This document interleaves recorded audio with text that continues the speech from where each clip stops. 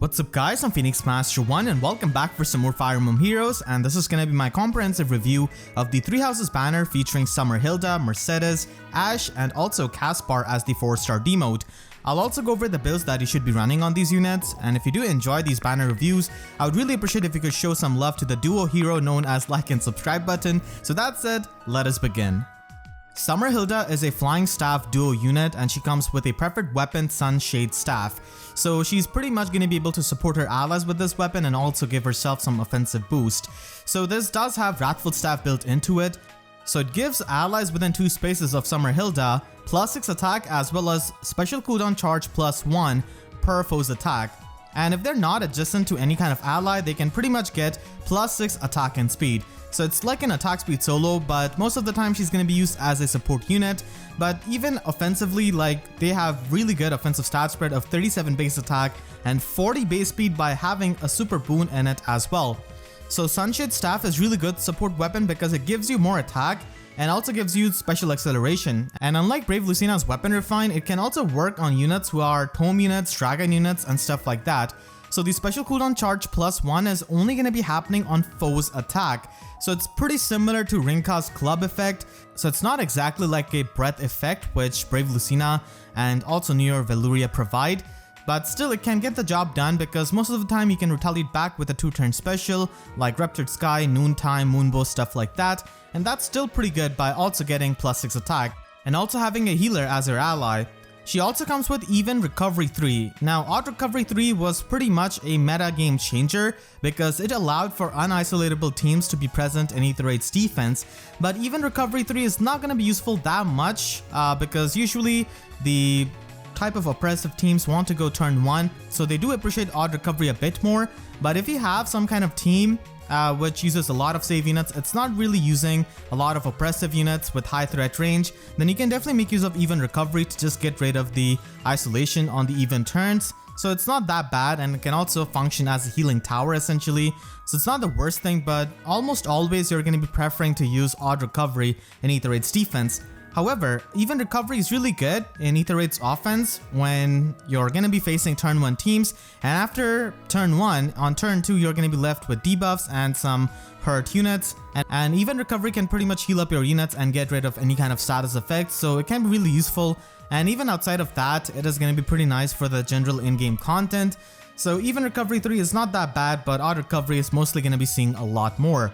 She also has Nudge Plus, which is basically a healing shove. We have seen Return Plus, Rescue Plus, so this shouldn't really be a surprise. And Nudge works out pretty well because she wants to be alone to get that attack speed solo from her weapon, but also support the allies within 2 spaces, so it does have good synergy with her weapon. And her duo skill is definitely really powerful. It is going to be inflicting -7 attack on foes within 3 columns or 3 rows centered on Summer Hilda, and also isolate them. And having this kind of wide range isolation which doesn't check for defense or HP like Milla or Brattle Fiarm is never really seen before. It's definitely really strong, but unfortunately any kind of decent Aether 8's defense team is going to be having a duo hindrance structure, and it's going to be really hard for you to use this kind of duo skill because they're not exactly the most offensive unit, unlike Ninja Lin, who can just brute force through the team of the opponent and kill their duo units and still trigger her duo skill. So this is really not going to be useful in Aether 8's offense, even though it's a very strong skill. And it of course has the dual effect, so they can score 190 BST, but this is kind of a misnomer because they don't actually score as 190 BST because healers lack a high scoring assist skill and a special. And because of that, they pretty much score similar to Duo Sigurd, which is like 175 BST, which is the highest scoring healer in the entire game, but not the highest one if you are going to be trying to stay in interval 21 with something like a +10 Summer Hilda. So a very strong duo skill and overall a very good unit who can provide you support, also has really good offensive stat spread, so she can definitely pull her own weight and do a lot of damage. And she also comes with a really good base kit, so you don't really have to invest too much into Summer Hilda once you have obtained her. You can pretty much go with Miracle as her special. They don't have too many options. You can go with the Bomb Plus as well, and in Sacred Seal you could go with Attack Speed Solo or just have Blade Session. Either one can be fine. And if you want to use her in Aether 8's offense, then you can definitely go with this kind of build. Now she does face competition from Flame, obviously, and you mostly want to use Hilda with some save armor units so that she doesn't get sniped and stuff like that, and still provide you the extra attack support and even recovery on turn 2. Like I said before, if you don't have a turn 1 initiation team, then you can still use even recovery to annoy your opponent on the even turns where they will not be able to isolate your dancers and stuff like that. Not the worst unit to be used in AETHER defense because she's got even recovery. She's a duo unit, so she will enable the duo's hindrance, and she can also hit pretty hard herself and provide the extra attack to your units. But still, there are better duo units which you could run in AETHER defense. Still, like, they're not the worst option and can still function. And finally, we have the option for the most dedicated Summer Hilda fans. If you do plus and merger, then she can be an arena unit, but she can only score 175 BST like I said, because the lack of high scoring assist and special skills for healers. So even though her duo skill can bring it up to 190, it's not exactly 190, but still having a healer is going to be incredibly useful, especially if you have Return Plus. That is this reposition that can heal, and she can also hit really hard herself. As you all know, I'm a big Mercedes fan and I'm really happy that she got an alt, but honestly, I'm not gonna be too biased in this review just because I like her a lot as a character. I'm not gonna say that she's like a must-have unit or something like that because she's really not. In fact, I would say that she's pretty much kind of shafted in this banner, and I'll explain why I think that. So Summer Mercedes is a Red Mage Cavalier and her stat spread is really something that we have seen so many times: high attack, high resistance but low speed, low defense, and her HP is kinda decent. She comes with a new weapon in Peachy Parfait Plus, which is really nice because red tomes don't have the most amount of good inhibitable options, and this is actually a pretty good weapon. So at start of combat, if the foe is above 75% health, then she can give +5 resistance to herself and inflict -5 resistance on the foe during the combat. Then she can pretty much steal that and apply that resistance buff that they have during the combat to herself. So it can make her bulky magically, and she can also hit a bit harder because of this weapon. Keep in mind, with this kind of weapon, you don't want to run lull attack resistance on her because you actually want the opponent to have the resistance buffs, which you can steal. So a lull resistance skill is really anti-synergetic with this kind of weapon, so just keep that in mind. And that's why AR Fortress is actually a really good option that she already comes with. Now the reason why I say that she's kind of shafted is because she's pretty much like a duo seeker without a preferred weapon and without a dance and without a duo skill and without the dual effect in the dual skill. So there's a lot of things that she's missing. Red Mage Cavalry unit, she faces an incredible competition from the other premium units in that same class. We have got monsters like Dual Lift and Legendary Lilina, not to mention even Spring Severa is another option, and Mage Erica also has a weapon refined. So Summer Mercedes pretty much has the edge above all of these by having extra resistance, but if you want like a truly bulky red cavalry unit, then you can have Dual Lift. He's like insanely strong, has got that cheating auto double, and that's pretty much where Summer Mercedes lacks because she doesn't have a preferred weapon. That low speed is kind of awkward at low investment, so she's not going to be doubling all that much, and she's also kind of frail on the defensive side. At the same time, she doesn't hit as hard as someone like Legendary Lilina or Dual Lift, and she doesn't have the dance of Duo Seeker. So it makes me extremely sad to see another Mercedes just not being given the proper treatment with a preferred weapon or something unique. But still, if you're a Mercedes fan like me, then you still want to use her no matter what. So here are some of the builds, and the first build is a budget build. You can simply keep her attack res push 4 and Fortress, that's a pretty good option, and her weapon is also fine, so you can run Iceberg and have attack smoke, and also have Quick Riposte Sacred Seal, so she can at least work as a mixed phase unit, essentially hitting really hard in the player phase and then pretty much using Quick Riposte to double in the enemy phase. You can also stack up attack and resistance whenever attack res solo comes out, and that can definitely make her really bulky on the resistance side of things and also allow her to hit pretty hard. You can also run a Blade Tome on a budget, and that's a really good option to maximize her damage output. There are a lot of lull skills and panic, so that could be annoying, but still a Blade Tome is a pretty nice option for her playstyle where she wants to hit extremely hard. And because she's a cavalry unit, by default she has a use in AETHER defense, and we don't have too many, red threats which people can build up easily. There's like Dual Live, there's Legendary Lilina, and all of these units are hard to pull. So if you want to have a red cavalry unit on your team, then Mercedes is still fine if you don't have these other units. But of course, if you have someone like Dual Lift or Legendary Lilina, then they're of course going to be much better and so much more threatening than Mercedes, unfortunately. So if you want to use her in AETHER defense, then you can just do it on a budget by using this kind of build, just having Goat Cavalry and having Death Blow so that you can hit hard. And a lot of people are going to be using visible buffs because people do use peony, so she can pretty much steal those resistance buffs and use it herself. You can also go with a Blade Tome in Aether defense if you have odd recovery on your team, and the fact that she's got an attack super boon is really nice. And if you're someone who can plus and merge Mercedes, then this is definitely the best build that you can run on her, which is using a lot of speed stacking skills. So she can pretty much reach like 57 plus speed, and I would definitely recommend that if you have a plus 10 Mercedes. So she can just run attack speed solo, lol attack speed, and also have Fox Tome. So Fox Tome is pretty nice for the player phase, giving you that speed debuff on the opponent, and this all stacks up really well to give her the extra speed, which is definitely workable at max investment like this. If you want to utilize Mercie's high resistance productively in something like Aether offense, then this is the build that you can run, and Unity Blooms is much better as a weapon in Aether because it will give you the attack debuff, which in turn can help her increase her defense by a bit. And of course this is best used at max investment because merges do scale up for the bulk really well. So you pretty much have to pair her up with a near safe tank like maybe Brave Hector, so that he can deal with stuff like Legendary Sigurd, Note, Hell, all of those melee units. And Mercie can specialize in dealing with the mages because she's going to be having like over 60 resistance, and if you run Mirror Stance 3, then she also gets the guard effect, and she's gonna get doubled, and that's why the guard effect is really nice, especially against something like Bramimond. Being a Cavalier, she doesn't have access to Null Counter Disrupt unfortunately, and that would have been really perfect. But this is the build which you can pretty much run with lull attack resistance, mirror stance, and pulse smoke, and pair it up with a near safe tank like Brave Hector. And if you want to use her in arena, then you can definitely use R Dual Cavalry 4 on her.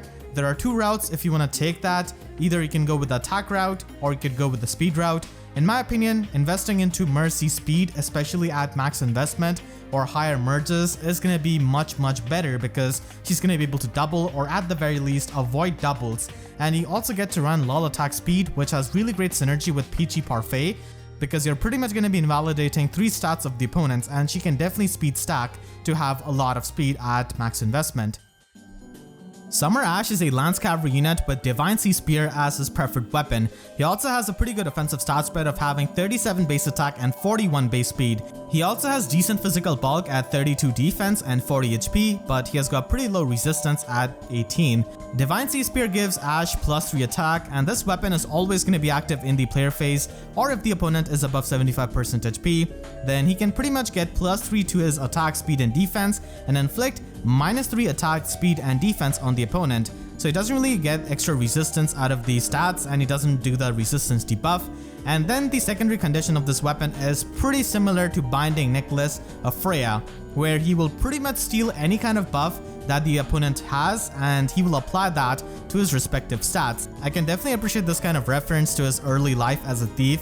So this weapon is really fitting for him, but unfortunately, he faces competition from a fellow Blue Lion student, Ingrid, who has -1 special cooldown, fire super effect, true damage, and she can hit really hard as well. So Ashe cannot really function as well as Ingrid as she can with Gale Force, because Ashe lacks the -1 special cooldown on his weapon, and Ashe is going to be facing a lot of competition as a Lance Cavalry unit because we just have so many of them, especially in the premium pool. But still, he can be viable because of his offensive stat spread and the fact that he has got a preferred weapon. He also has B Dual Cavalry 4, and I've made a separate video on this entire topic, going over the best users of it from the free-to-play as well as the premium pool. And he also has speed defense near trace, which is the perfect skill for his slot B because this kind of Divine Sea Spear weapon has got really bad synergy with any kind of lull skill, so you don't want to run a lull skill on Ashe because he wants to steal the opponent's visible buffs. So that's why the trace skill is just perfect for him, and it does have good synergy with his player phase focused weapon. If you want to build him up on a budget, then you can simply go with Sparrow and have Moonbow, and you can also have something like Savage Blow or run Attack Speed Solo Sacred Seal. And even on a budget, you can run him as a Gale Force unit because he can reach decent amounts of attack even at unmerged, and his weapon does give him +3 attack. Not to mention, you can also copy the attack buffs that the opponent might have. And you can always run Sparrow 2 from Luthier on your slot A over B Dual Cavalry 4, as he's mainly going to be a player phase focus unit. And if you want to invest a bit more into him, then Sparrow 3 is really nice, and again you can go with the Gale Force build. You can also run a double solo skill on him with a Rouse skill, and that all is really synergetic on a cavalry unit with high mobility. And you can also use him in Aether 8's defense, and I feel like he definitely shines a bit more in Aether 8's defense and in Arena, because those are the places where people use a lot of visible buffs, and Ashe can really just steal that. So if you want to have him in Aether 8's defense, then you can definitely try to go with ARD attack speed and have guard, and just stack up a bit of his defense with attack defense solo.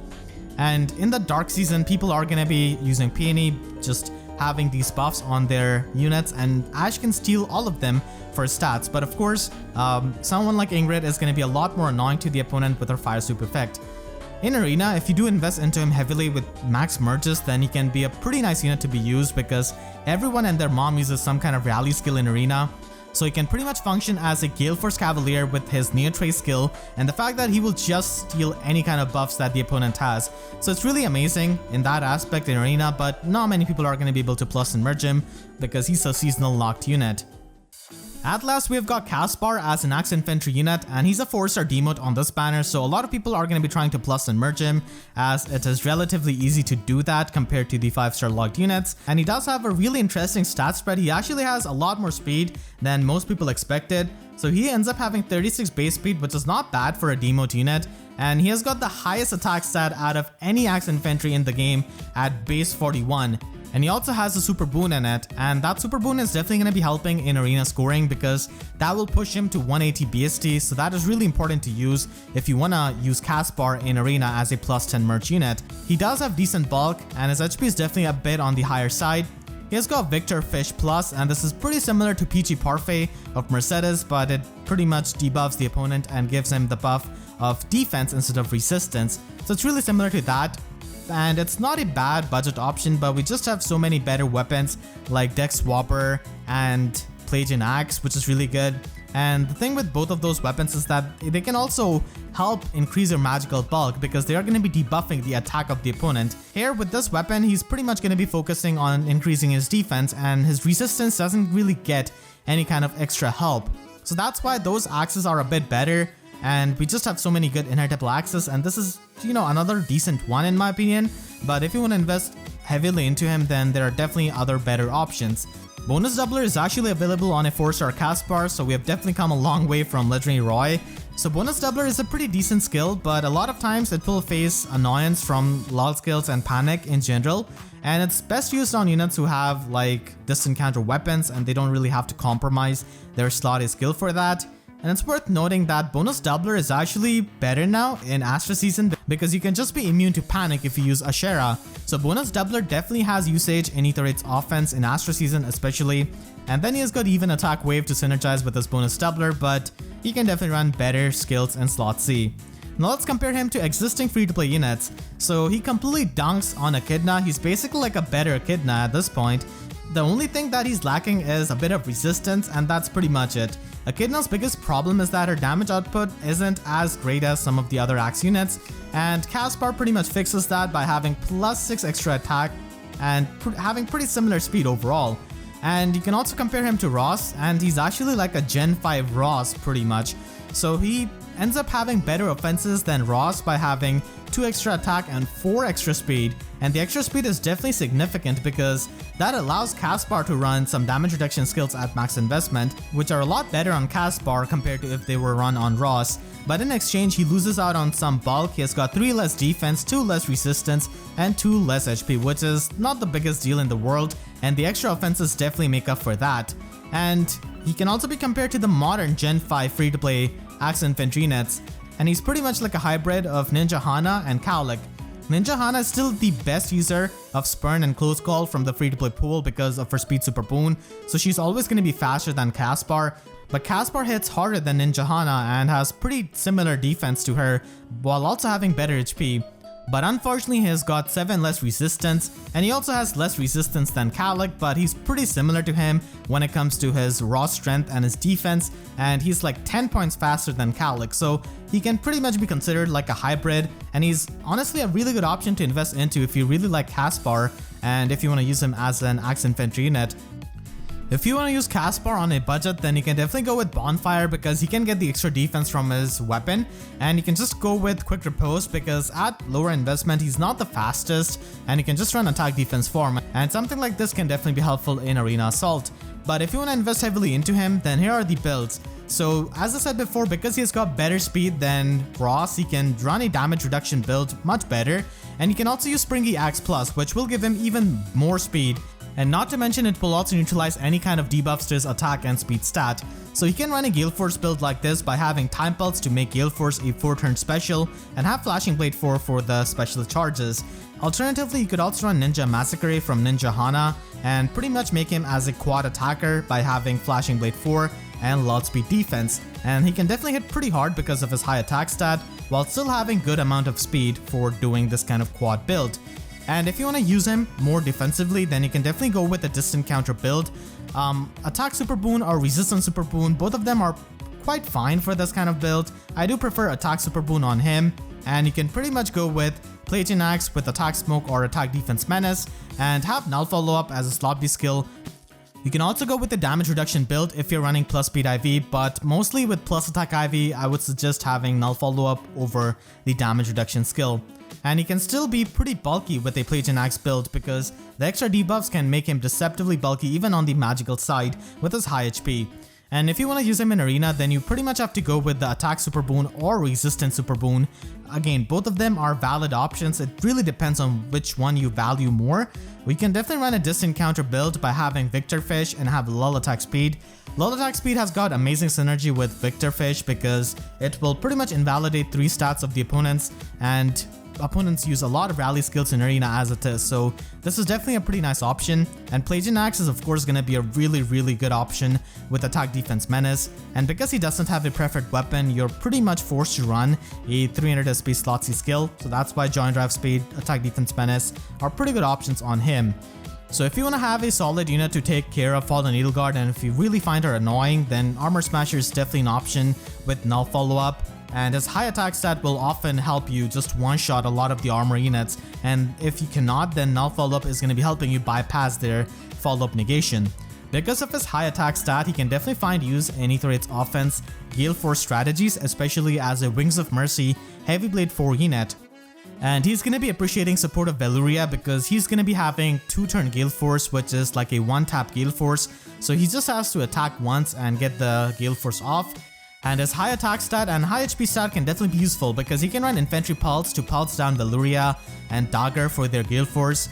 And he can also use his high attack stat to trigger Heavy Blade a lot more consistently than many of the other units. And finally, you can also use him as a tank in AETHER offense. Plagian Axe is the best weapon for that, but he doesn't exactly do anything too unique or too different than so many other tank units, and because of his green color, he's definitely going to be struggling against Duo Lift, Legendary Lilina, and Legendary Sigurd, which are a staple in Vault of Heaven. So I hope you all enjoyed my banner review. Make sure to share this video with your friends who are trying to build up any of these summer units from this banner, and I want to thank all of my YouTube members for the constant support. If you enjoyed, then please be sure to leave a like and a comment. Helps me tremendously, and be sure to subscribe and hit the notification bell because YouTube sub boxes are about as functional as your buffs against Summer Ashe. So that's it, I'll see you guys next time. Thank you so much for watching and have a great day.